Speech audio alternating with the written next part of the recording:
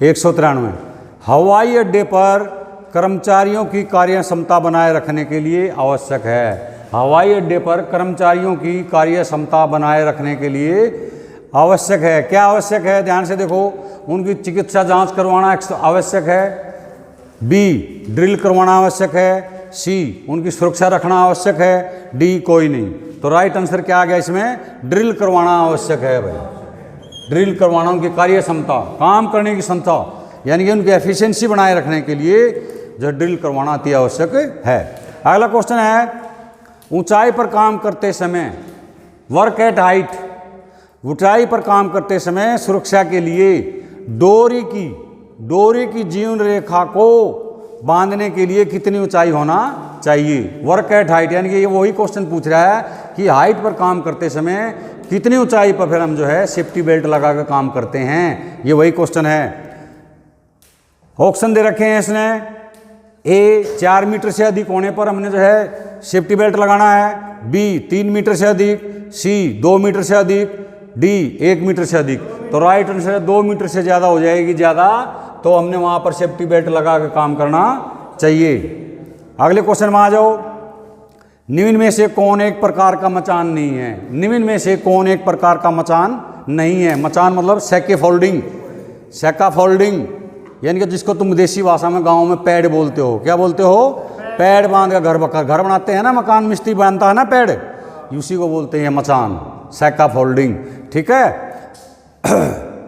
निम्न में से कौन एक प्रकार का मचान नहीं है, सैकाफोल्डिंग नहीं है? ऑप्शन दे रखे, ए पोल मचान, ऑप्शन बी झूलते मचान, ऑप्शन सी लटकते मचान, ऑप्शन डी छत। तो राइट आंसर है छत जो है कोई मचान नहीं है भाई, ये कोई सैकाफोल्डिंग नहीं है छत। अगले क्वेश्चन में आ जाओ, निम्न में से कौन मचान यानी कि कौन सा सैकाफोल्डिंग ज़्यादा इस्तेमाल किया जाता है आजकल? आजकल जो है सबसे ज़्यादा मचान यानी कि सैकाफोल्डिंग कौन सा इस्तेमाल किया जाता है, पूछ रही है। ऑप्शन ए पोल मचान, ऑप्शन बी रोलिंग मचान, ऑप्शन सी आउटरिगर मचान, ऑप्शन डी लटकते मचान। तो राइट आंसर है इसका पोल मचान। देखोगे ना तुमने आजकल मॉल बनाते हैं, बड़ी बड़ी बिल्डिंग बनती हैं, पोल वाले जो है मचान, पोल वाली पैड, उस पर चले जाते हैं 4 मंजिल 5 मंजिल 6 मंजिल तक काम करते हुए हमारे मजदूर मिस्त्री। तो उसको ज़्यादातर इस्तेमाल क्या होता है? पोल मचान इस्तेमाल हो रहे हैं आजकल, पोल मचान। अगले क्वेश्चन में आ जाओ, मचान पर दुर्घटनाएं क्यों होती हैं? जो मचान हम बनाते हैं उस पर दुर्घटनाएं क्यों होती हैं, यानी कि एक्सीडेंट क्यों होते हैं, पूछ रहा है ये।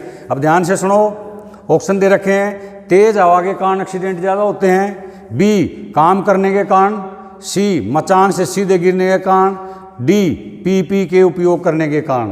तो राइट आंसर है मचान से सीधे गिरने के कारण जो है ज़्यादा एक्सीडेंट होते हैं, ये लोग कर दो। अगले क्वेश्चन में आ जाओ, भरे हुए गैस सिलेंडर को एक जगह से दूसरी जगह ले जाने के लिए या भरे हुए गैस सिलेंडर को परिवहन करने के लिए क्या उपयोग किया जाता है, ये पूछ रहा हो।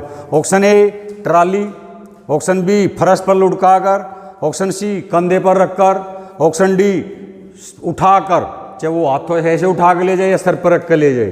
तो राइट आंसर है ट्रॉली में हमने परिवहन करना चाहिए, एक स्थान से दूसरे स्थान पर ले जाना चाहिए। गैस के सिलेंडर भरे हुए जो हैं ट्रॉली से हमने परिवहन करना चाहिए।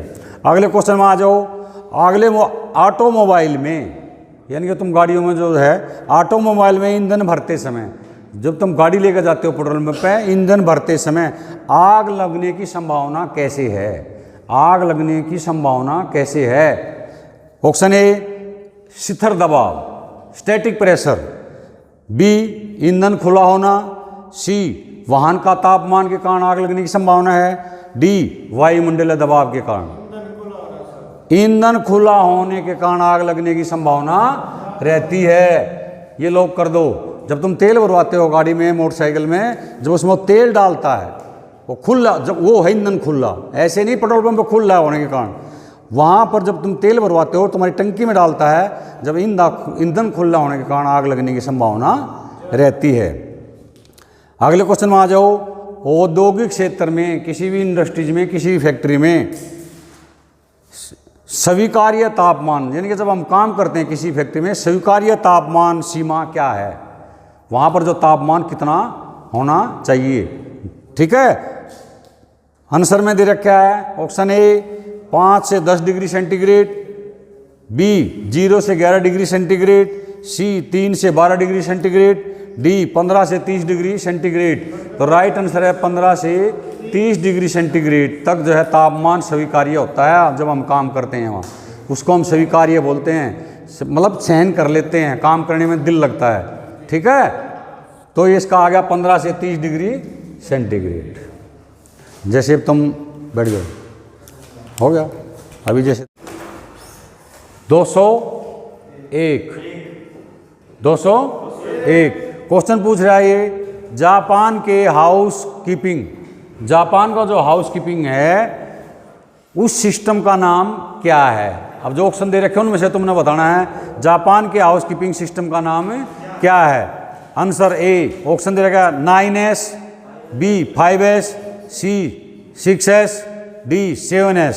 तो राइट आंसर है 5S। 5S का मतलब समझ रहे हो, समझ रहे हैं ना, जैसे sorting, set in order, sorting, set in order, simplifying, standardising और सेल्फ डिसिप्लिन, ये 5 चीज़ें तुम्हारी हो जाएगी तो अपने आप जो है तुम्हारा सब काम ठीक हो जाएगा। अगले क्वेश्चन में चलो, इसे क्या कहा जाता है जब कोई चीज़ अपने निर्धारित स्थान पर अच्छी तरह रखी हो। इसे क्या कहा जाता है जब कोई चीज़ अपने स्थान पर, निर्धारित स्थान पर अच्छी तरह से रखी हो, उसको क्या कहते हैं। खराब हाउसकीपिंग, अच्छी हाउसकीपिंग, बेकार हाउसकीपिंग, कोई नहीं, अच्छी हाउसकीपिंग राइट आंसर है इसका। क्या है, अच्छी हाउसकीपिंग। अगले क्वेश्चन में चलो, निम्न में से सही वाक्य का चयन करें। निम्न में से सही वाक्य का चयन करें। हाउसकीपिंग सभी की जिम्मेदारी है, यानी कि हाउसकीपिंग सभी की जिम्मेदारी है। बी केवल कार्यकर्ता की जिम्मेदारी है। सी केवल डायरेक्टर की जिम्मेदारी है या प्रबंधक की जिम्मेदारी है। डी सुरक्षा अधिकारी की जिम्मेदारी है, सेफ्टी अफसर की जिम्मेदारी है। ये बस नहीं, ये इसका हाउसकीपिंग सभी की जिम्मेदारी है। उसका साफ सफाई रखना, सब सामान सही तरह रखना, ये सभी की जिम्मेदारी है। अगले क्वेश्चन में आ जाओ। आँखें, आँख जो है किसी खतरनाक गैस के संपर्क में आ जाती हैं। आँखें जब किसी खतरनाक गैस के संपर्क में आ जाती हैं, किस प्रकार का प्राथमिक चिकित्सा यानी कि प्राथमिक उपचार दिया जाना चाहिए। ऑप्शन दे रखे, ऑप्शन में से बताना है तुमने। ऑप्शन ए 15 से 20 मिनट ठंडे पानी से आँखों को धोएं। बी 10 से 15 मिनट तक ठंडे पानी से आँखों को धोएं। सी रुई लगाकर रुई से आँखों को साफ करें। डी आई ड्रॉप डालें। तो राइट आंसर क्या है, 15 से 20 मिनट तक ठंडे पानी से आँखों को धोएं। 15 से 20 मिनट तक आँखों को ठंडे पानी से धोएं। अगले क्वेश्चन में आ जाओ। MSDS, MSDS का पूर्ण रूप क्या है। MSDS का पूर्ण रूप क्या है, तुम्हारे से रिलेटेड है ये। सेफ्टी अफसर हो, सेफ्टी सुपरवाइजर जाओगे तो वहाँ पर तुम्हारे से रिलेटेड है, वहाँ काम करना पड़ेगा तुमने। ये MSDS का पूर्ण रूप क्या है। Matter safety data sheet, matter safety data sheet. B option में दे रखा है material safety data sheet. C material service data sheet. D material source data sheet. तो राइट आंसर है मटेरियल सेफ्टी डाटा शीट। अगले क्वेश्चन में आओ। UEL का पूर्ण रूप क्या है या UEL क्या है। अल्ट्रा एक्सपेंडेड लिमिटेड है, अपर एक्सप्लोजिव लिमिट, अपर एक्सपेंडेड लेवल, कोई नहीं।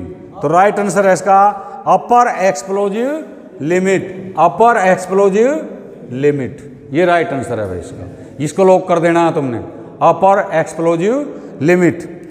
UCE, ये ध्यान रखना है तुमने, UCE का पूर्ण रूप क्या है। ठीक है, ऑप्शन में दे रखा है A vapour change explosion. B vapour cloud explosion.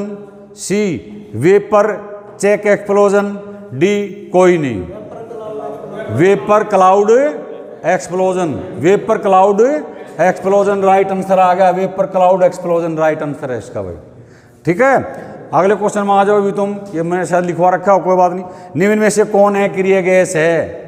निम्न में से कौन है क्रिया गैस है। Option A oxygen, option B carbon dioxide, option C chlorine, option D nitrogen. तो अक्रिय गैस नाइट्रोजन, कौन सी है? नाइट्रोजन। अक्रिय का मतलब होता है जो न जलती है, ना जलने में सहायक होती है, उसको बोलते हैं हम अक्रिय गैस। कोई क्रिया नहीं होती उसकी, कोई क्रिया नहीं है। समझ में आ गई भाई? ठीक है।